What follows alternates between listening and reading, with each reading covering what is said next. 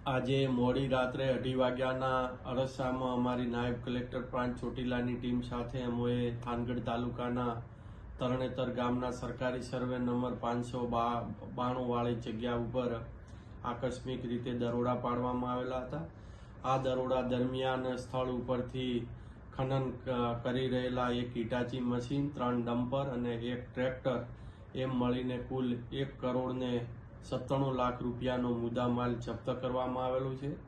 આ ખનન છે એ ડમ્પરના માલિક વેરસીભાઈ લાલજીભાઈ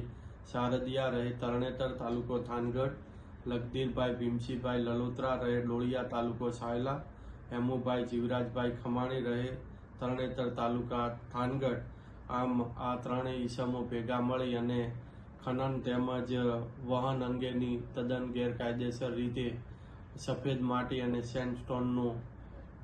ખનન કરતા હતા અને આ તમામે તમામ